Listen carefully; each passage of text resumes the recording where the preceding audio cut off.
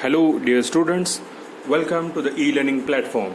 In today's video lecture we will discuss the first problem on center of gravity. Right, the first problem on center of gravity. Let's see the problem. A right circular cone of base diameter 100 mm and height 200 mm is placed on the base of hemisphere of same diameter. Calculate its centre of gravity and refer figure. Right, आता centre of gravity म्हणजे काय? Centre of ग्रॅव्हिटीमध्ये तुम्हाला solids figure दिले जातात. Right, जसे की cone, hemisphere, cylinder, sphere, cube, rectangle, असे ह्या टाईपचे तुम्हाला रेक्टँग्युलर म्हणजे क्यूब त्या टाईपचे तुम्हाला असे प्रॉब्लेम्स दिले जातील. त्याचे तुम्हाला सोल्युशन्स काढायचे आहेत. राईट, याच्यामध्ये सो आपण आता प्रॉब्लेम बघूयात कसं कसं सोल्युशन करायचं आहे ते. सो आता राईट सर्क्युलर कोन दिलाय तुम्हाला, त्याचे बेस डायमीटर 100 दिलाय. म्हणजे कोन, राईट, कोन ही बेस डायमीटर त्याचे 100 आहे आणि height 200 mm is placed upon a base of hemisphere of same diameter. Right, त्याचं डायमीटर सेम झालं म्हणजे याचं रेडियस किती झालं आपलं? बेस डायमीटर 100 म्हणजे रेडियस 50 आलं. राईट, सो आपण त्याला आता काय करून घ्यायचं? एक्स आणि वाय ऍक्सिस मध्ये त्याला डिवाइड करून घेऊयात. पहिला ही झाली वाय ऍक्सिस, ही झाली एक्स ऍक्सिस आणि इथं आपला हा कॉम्पोनंट आपला काय दिसतोय? सिमेट्रिक आहे. राईट, लाईन ऑफ सिमेट्रिक आपल्याला इथं दिसत आहे. सो आपण आता पहिला काय करून घ्यायचं? हे जे काय दोन सॉलिड्स दिले त्याला आपण नंबरिंग करून घ्यायचं, पार्ट्समध्ये बायफरगेट करून घ्यायचं. राईट, सो आपण हा आहे तो फर्स्ट क्वाड्रंट, हा फर्स्ट पार्ट झाला कोन आणि हेमिस्फिअर आहे तो आपला झाला सेकंड पार्ट झाला. राईट, म्हणजे पार्ट 1 आणि पार्ट 2 मध्ये आपण त्याला डिवाइड केलं. राईट, सो त्यानंतर आपण मग रेफरन्स ऍक्सिस घेतले, एक्स ऍक्सिस आणि वाय ऍक्सिस. इथं असताना सगळे कंपोनंट आपले फर्स्ट क्वाड्रंटमध्ये आहेत असं कन्सिडर करून आपण सगळे प्रॉब्लेम्स आपण सॉल्व्ह करायचे आहेत. राईट, हे आपण आता बघितलेलं आहे, हे आपण केलं. पहिला काय केलं? बायफरगेट करून घेतलं त्याला, म्हणजे पहिला पार्टला 1 पॉईंट दिलं, सेकंड पार्टला हेमिस्फिअरला पार्ट 2 नेमिंग दिलं आणि मग त्याला आपण ऍक्सिस पार्ट करून घेतले. नेक्स्ट आपल्याला काय काढायचं? आता इथं आपल्याला एरिया न काढता आपल्याला काय काढायला लागतं? व्हॉल्यूम काढायला लागतं. काय काढायला लागतं? व्हॉल्यूम. राईट, सो व्हॉल्यूमचा फॉर्म्युला काय आहे बघा आता. सो व्हॉल्यूम ऑफ पार्ट 1 म्हणजे कुठला? कोन. पार्ट 1 कुठला? आपला कोन. सो कोनचा व्हॉल्यूमचा फॉर्म्युला काय बघा? 1/3 pi R square H. So त्याचा फॉर्म्युला काय? Pi R square H. Right, 1/3 pi R square H, 1/3 pi R square H. So 1/3 into pi. आरची व्हॅल्यू किती येणार? रेडियस आता हा कोण बेस डायमीटर 100 दिले, 100 दिले म्हणजे रेडियस किती आला? 50 स्क्वेअर इंटू एच किती दिलं त्याचं? 200. राईट, सो त्याची इथं व्हॅल्यू कॅल्क्युलेट करून घ्या. V1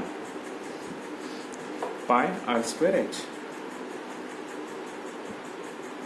पायची value direct pi into ब्रॅकेटमध्ये 50 स्क्वेअर इंटू एच अपॉन 3. किती आली व्हॅल्यू ती आपली? पाय आर स्क्वेअर एच अपॉन 3. पाय किंवा डायरेक्टली 1/3 तुम्ही केला तरी चालतं. 1/3 त्याची काय व्हॅल्यू येईल? Into pi into 50 square into 200. किती आली ती आपली व्हॅल्यू? 52358.77 mm3. व्हॉल्यूम असल्यावर त्याला नंबरिंग काय देणार आपण? mm3. नेक्स्ट आपल्याला काय काढायचं आता? Volume of part 2 that is hemisphere. So हेमिस्फिअरचा फॉर्म्युला काय येतो आपला? 2/3 पाय आर क्यूब. हेमिस्फिअरचा फॉर्म्युला काय आपल्याला? 2/3 पाय आर क्यूब. राईट, हे फॉर्म्युलाज तुम्हाला स्टुडंटना माहीत असायला पाहिजे किंवा पार्ट असायलाच पाहिजे, तेवढं लक्षात ठेवा. राईट, त्याचा फॉर्म्युला काय? व्हॉल्यूमचा 2/3 pi R cube. Right, so then 2/3 into pi R cube. So 2/3 into pi into R cube. आता ह्याचा रेडियस किती आहे परत? 50. सो कॅल्क्युलेट करून घ्या. V2 त्याला 2/3 ची व्हॅल्यू काढा into pi into r cube, that is 50 cube.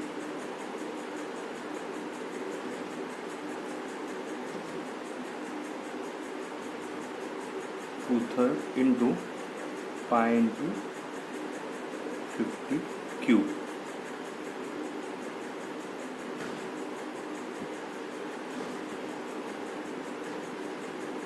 किती आली ती व्हॅल्यू आपली? Volume 261799.38 mm cube.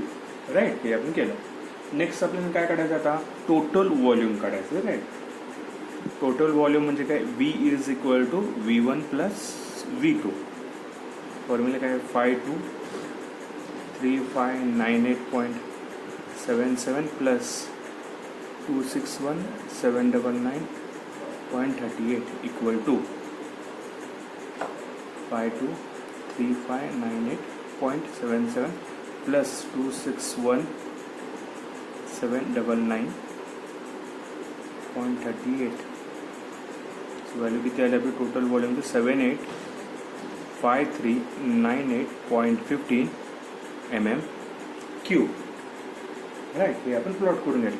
आता आपल्याला कुठं ॲक्सिस सिमेट्रिक आहे का बघायचं. राईट, आता ही लाईन ऑफ आपली सिमेट्री, ही काय आपली लाईन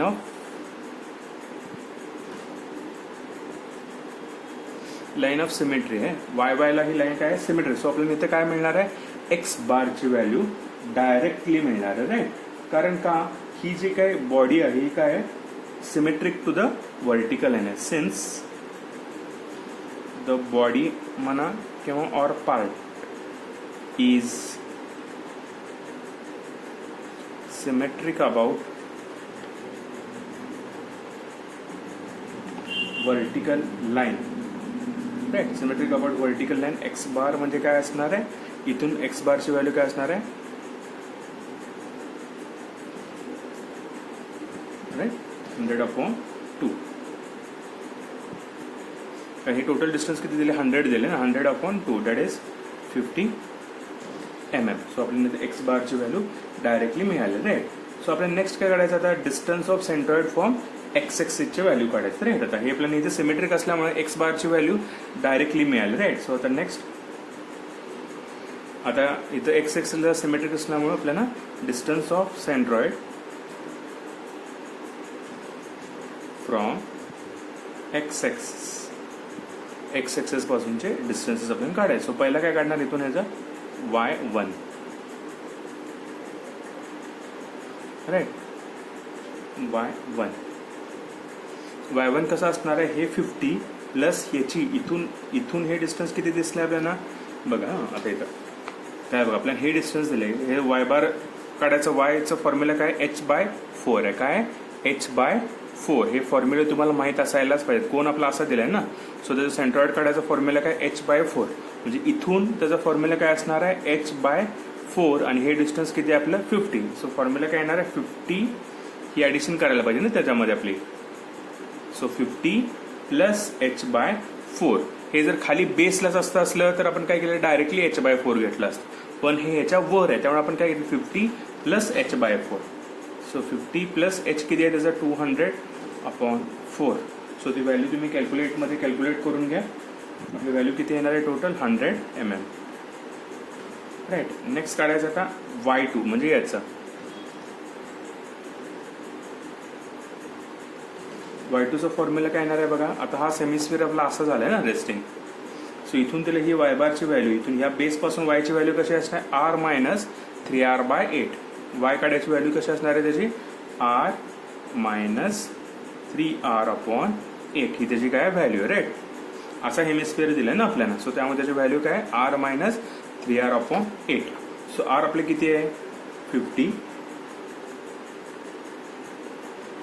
मायनस 3 × 50/8. ती व्हॅल्यू कॅल्क्युलेट करा. 3 × 50 पहिला ती काढून देतो /8. किती आहे व्हॅल्यू होती? आणि त्याला 50 मायनस आन्सर करा. किती आली आपली व्हॅल्यू? 31.25 mm मिळालं. राईट. सो आपल्याला distance of centre from Y axis मिळालं, y1 काढलं, इथं y2 काढलं. y2 हे हेमिस्फिअर असं असल्यामुळं त्याची y2 ची काढायची व्हॅल्यू काय असणार आहे, r-3r/8 ते आपण इथं घेतलेलं आहे. सो आपल्याला हे दोन्ही मिळाले आहेत व्हॅल्यू. सो आपल्याला नेक्स्ट काय काढायचं, आता y बार काढायचं. सो y बारची व्हॅल्यू काय, आता इथं एरियाच्या ऐवजी आपण काय घेतलं, व्हॉल्यूम केले. राईट. सो काय असणार आहे, v1y1 plus v2y2 upon v. So v1 किती आहे आपला, 533598 इंटू y1 किती आहे 100 प्लस v2 किती आहे आपलं 261799.38 इंटू y2 ची व्हॅल्यू किती आहे 31.25 upon volume 785398 upon 5 equal to. So ती व्हॅल्यू इथं वी काढते, टोटल वीची व्हॅल्यू काढायची नाही, टोटल व्हॉल्यूम आपण घे. सो ती व्हॅल्यू कॅल्क्युलेटमध्ये प्रॉपरली इन्सर्ट करून व्हॅल्यू काढून घ्या. 533598.77 into 100 plus 261799.38 into 31.25 divided by total volume किती आहे 785398.15. सो आपल्या व्हॅल्यू किती आली टोटल 78.35 mm. राईट. सो आपल्याला इथं आपल्याला जे काढायचं होतं CG किती मिळालं, x bar y bar is equal to 50 आणि इथं मिळालं 78.35. राईट. हे आलं लक्षात. जे आपल्याला त्यांनी काढायला सांगितलं होतं ते आपल्याला इथं काढून झालेलं आहे. राईट. होप हा प्रॉब्लेम तुम्हाला लक्षात आलाच असेल. व्हिडिओ बघत नक्कीच सॉल्व करा, तुम्हाला प्रॉब्लेम समजेल नक्की. राईट. पण तर इथं मात्र लक्षात ठेवा, तुम्हाला प्रत्येक ह्याला फॉर्म्युलेज माहीत असणं गरजेचंच आहे. प्रत्येकाची व्हॉल्यूम्स कसे काढायचे आणि ज्या विद्यार्थ्याला हे y1 y2 आणि x1 x2चे डिस्टन्सेस त्याला कॅल्क्युलेट करता आले त्याला कुठलंही सेंट्रॉइड किंवा सेंटर ऑफ ग्रॅव्हिटीचे प्रॉब्लेम सॉल्व्ह करायला अडचणी अजिबात येणार नाही आहेत. राईट. थँक्यू.